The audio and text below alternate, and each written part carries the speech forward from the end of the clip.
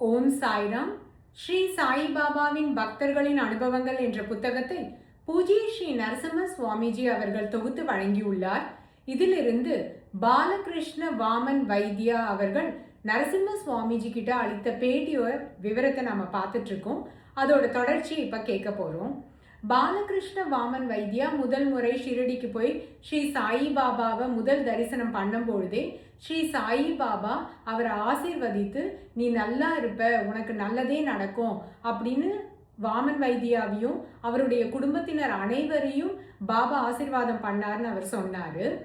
இதோட தொடர்ச்சி என்னன்னா, இவர் பாலகிருஷ்ண வாமன் வைத்தியா அவங்க வாடாலேயே தங்கியிருக்கும் பொழுது ஒரு நாள் அவங்க மனைவி சமைச்சிட்டு இருந்திருக்காங்க. அவங்க சமைச்சு முடிக்கிற அந்த தருணத்தில் ஸ்ரீ சாயிபாபா அவரோட பிக்ஷா ரவுண்ட்ஸ்க்காக போவார் இல்லையா, அந்த மாதிரி பிக்ஷைக்காக போகும்பொழுது இவங்களோட வீட்டு வாசல்லையும் பாபா வந்திருக்காரு. உடனே அந்த தருணத்தை பயன்படுத்திக்கிட்டு இவர் பாலகிருஷ்ண வாமன் வைத்தியாவோட மனைவி அப்போ சமைச்ச ரொட்டியையும் காய்கறிகளையும் பாபாவுக்கு பிரசாதமாக கொடுத்துருக்காங்க. பாபா அந்த பிரசாதத்தை ஸ்வீகாரம் பண்ணிக்கிட்டாரு. அதாவது அந்த பிக்ஷையை பாபா வாங்கிக்கிட்டாரு. இதுக்கப்புறம் ஒரு தடவை இவங்க ஸ்ரீ சாயிபாபாவுக்கு நெய்வேத்தியம் பண்ணணும், அதாவது ஸ்ரீ சாயிபாபாவுக்கு அர்ப்பணிக்கணும் அப்படிங்கிறதுக்காகவே ஒரு நாள் பிரசாதம் சமைச்சிருக்காங்க. அந்த சமையலை செஞ்சு இவங்க எடுத்துகிட்டு போகிறதுக்குள்ள கொஞ்சம் காலதாமதம் ஆயிடுச்சு. மற்ற பக்தர்கள்லாம் அவங்க வீட்டில் செஞ்ச பிரசாதத்தை எல்லாம் எடுத்துகிட்டு பாபா கிட்ட நெய்வேத்தியம் பண்ணிட்டு பாபாவுக்கு அர்ப்பணம் பண்ணுறதுக்காக எடுத்துகிட்டு வந்தாங்க.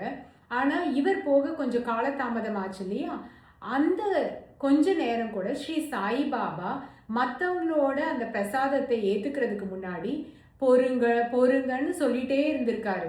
ஏன்னா அவருக்கு தெரியும் இவர் பிரசாதத்தை எடுத்துன்னு வர போறாரு அப்படின்னு சொல்லிட்டு. இவர் பாலகிருஷ்ண வைத்தியா பிரசாதத்தை எடுத்துட்டு போன உடனேயே ஸ்ரீ சாயிபாபா வா அப்படின்னு சொல்லி அவருக்கு சைகை காமிச்சு அந்த பிரசாதத்தை வாங்கி தனக்கு ரொம்ப பக்கத்துலேயே வச்சுக்கிட்டாராம். வச்சுக்கிட்டு இவருக்கும் பிளஸ் பண்ணி அந்த பிரசாதமும் இவருக்கு கொடுத்துருக்காரு பாபா அப்படிங்கிறாரு. பாபாவோட கருணைக்கு அளவே இல்லை. அவர் ஒவ்வொரு க்ஷணமும் எங்களை காத்து ரட்சித்து கொண்டே இருந்தாரு அப்படின்னு சொல்றாரு.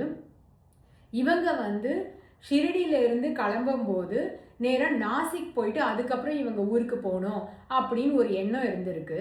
ஸ்ரீ சாயிபாபா கிட்ட இதுக்காக அனுமதி கேட்கலாம் அப்படின்னு சொல்லி இவங்க நினைக்கும் பொழுது பாபா சொன்னாராம், போ போ, ஆனால் நாசிக் எதுக்கு போற, அங்கே ஏற்கனவே பிளேக்லாம் இருக்கு, நீ போறது நேராக எங்கேருந்து வந்தியோ அந்த இடத்துக்கே போ, அதாவது இவரோட வீட்டுக்கே திரும்பி போக சொல்லி பாபா சொல்றாரு. நீ சின்ன குழந்தைங்கள்லாம் வச்சுட்டு இருக்க, வந்த இடத்துக்கே, அதாவது உன்னோட வீட்டுக்கே திரும்பி போ அப்படின்னு பாபா சொல்லியிருக்காரு. தன்னோட குழந்தைங்களுக்கு எந்த பாதிப்பும் வரக்கூடாதுங்கிறதுக்காக இவங்க அங்கே போய் இவங்களுக்கு பிளேக் நோய் தொத்திடக்கூடாதுங்கிறதுக்காக பாபா முன்கூட்டியே இவங்களை நேராக வீட்டுக்கு திரும்பி போக சொல்லியிருக்காரு. இவங்க ஒரு 4 அல்லது 5 நாட்கள் அங்கே தங்கியிருந்தாங்கன்னு சொன்னோம் இல்லையா, அந்த தருணத்தில் ஒரு நாள் இவர் மாதவராவ் தேஷ்பாண்டே அவர்கள்கிட்ட இவர் சொல்லியிருக்காரு, இந்த மாதிரி ஸ்ரீ சாயிபாபாவோட ஒரு சித்திர படம் எனக்கு வேணும், அந்த படத்தை நான் வீட்டுக்கு கொண்டு போய் அதை நான் வழிபடணும்னு பார்க்குறேன், ஆனால் அந்த படத்தை ஸ்ரீ சாயிபாபா தன்னோட கையால் எனக்கு கொடுத்தாருன்னா, அவரோட திருக்கரங்கள் அந்த படத்தில் பட்டுதுன்னா எனக்கு ரொம்ப சந்தோஷமாக இருக்கும், அவர் ஆசீர்வாதத்தோடு அவரோட திருவுருவ படத்தை எடுத்துகிட்டு போகணுன்னு பார்க்குறேன் அப்படின்னு சொல்லியிருக்காரு. இவர் ஷாமா கிட்ட பேசிட்டு இருக்கிறத ஸ்ரீ சாயிபாபாவும் கேட்டிருக்காரு. உடனே பாபா போயிட்டு ஒரு படத்தை வாங்கிட்டு வா அப்படின்னு சொல்லியிருக்காரு. உடனே இவர் ஒரு படத்தை எடுத்துகிட்டு வந்திருக்காரு. ஸ்ரீ சாயிபாபா அந்த படத்தை தன்னோட கையில் வாங்கி இவருக்கு கொடுத்துருக்காரு.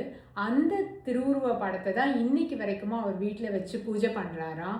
ஒவ்வொரு நாளும் அவர் சாப்பிட்றதுக்கு முன்னாடி இந்த திருவுருவ படத்தில் இருக்க ஸ்ரீ சாயிபாபாவுக்கு நெய்வேத்தியம் பண்ணிட்டு அர்ப்பணம் பண்ணிட்டு தான் தான் சாப்பிட்றதா அவர் சொல்கிறாரு. இதுக்கப்புறம் இவங்க ஊருக்கு கிளம்புறதுக்கு பிரயாணத்துக்கு ரெடி ஆயிட்டாங்க.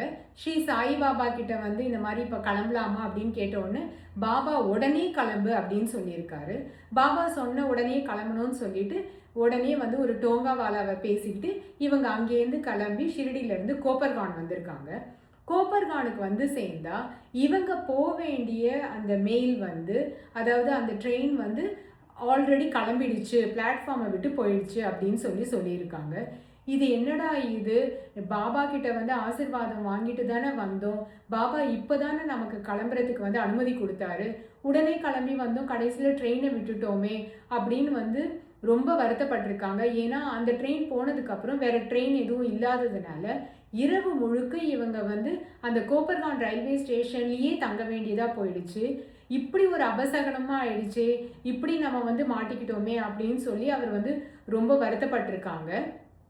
அதுக்கப்புறம் தான் இவங்களுக்கு தெரிஞ்சுது, இவங்க வந்து எந்த ட்ரெயினை மிஸ் பண்ணாங்களோ அந்த ட்ரெயின் அந்த பாம்பேயில் போயிட்டு அது ஆக்சிடெண்ட் ஆகி ஒரு கேரேஜே நசுங்கி போயிடுச்சான். அந்த பெரிய ஆபத்துல இருந்து இவங்களை காப்பாத்துறதுக்கு தான் அந்த ட்ரெயின் மிஸ் ஆகுற மாதிரி பாபா வந்து இவங்களுக்கு அந்த ட்ரெயின் கிளம்பி போனதுக்கு அப்புறம் இவங்க கோப்பர்கான் போற மாதிரி இவங்களுக்கு அனுமதியை கொடுத்து ஆசீர்வாதம் பண்ணி அனுப்பியிருக்காரு.